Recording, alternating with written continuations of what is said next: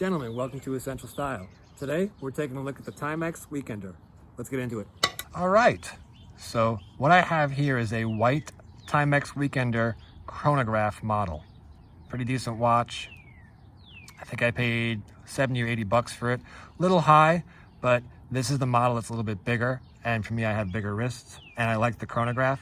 I think you could pick these up for 40 or 50 bucks if you opt for one of the regular size ones without the 3 chronograph dials. Very good beginner's watch. It's got regular numbers right there.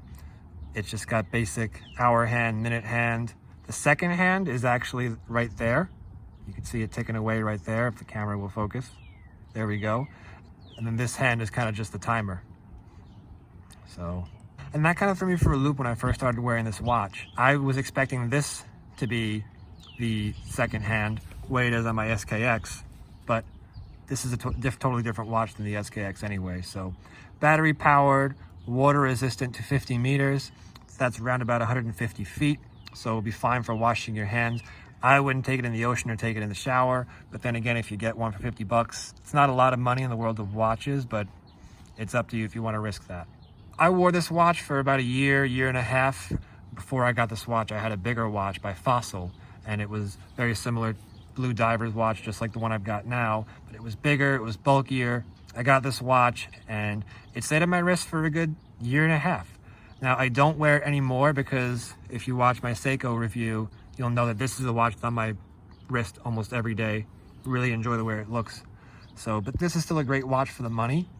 If you're not sure, if you want to start wearing a watch, then I think this is a great place to start. Now, I got this brown leather band on it. Overall, I do like it. I had to cut it over there. Didn't do too great of a job, but like a cheap watch. I'm not wearing this thing with suits. I'm not wearing this thing anymore. This watch for me, as it stands right now, is just kind of a spare watch. If something happens to my everyday watch, I can throw this on my wrist and I'm good to go. I don't like not wearing a watch.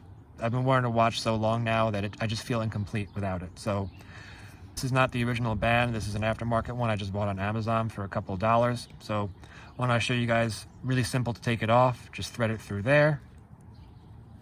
Step 1, step 2, step 3. And this is just the watch itself. So this is actually not the original band either, but this is the way that I used to wear the watch all the time. Thread this on there. This is how I wore the watch. I really enjoy the blue strap. It's just a regular blue NATO strap. It came on a green NATO strap, and I thought the green was pretty cool, but once I got the blue one, that's when I really enjoyed it.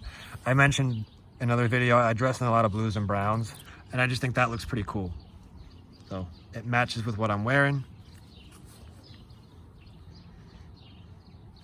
Nice little comfortable watch. And this is how it looks in the brown leather. With the outfit I've got on right now, light blue shirt, dark blue jacket, I would go brown just to contrast it. If I was wearing a brown jacket, like my brown leather jacket, then I would probably switch this out for the blue band right there.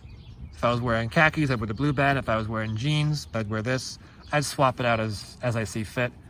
And another nice thing about this watch too, or any watch that accepts a NATO strap, is it's super easy to just switch it. I could do it while I'm just talking to you guys, just rambling on over here. And boom, 5 seconds, 10 seconds. So great little watch. I actually looked up the price real quick. The regular Weekender is under 35 bucks right now, and the chronograph is just around 60, 65 bucks.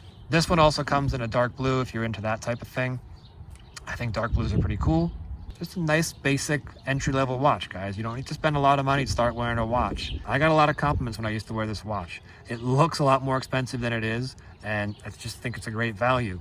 Another nice thing about this watch is when you push this crown in, it's supposed to light up. It looks like mine is broken. Like I said, this is my spare watch. I really don't. It just lives in the drawer most of the time. So that's just a nice little feature.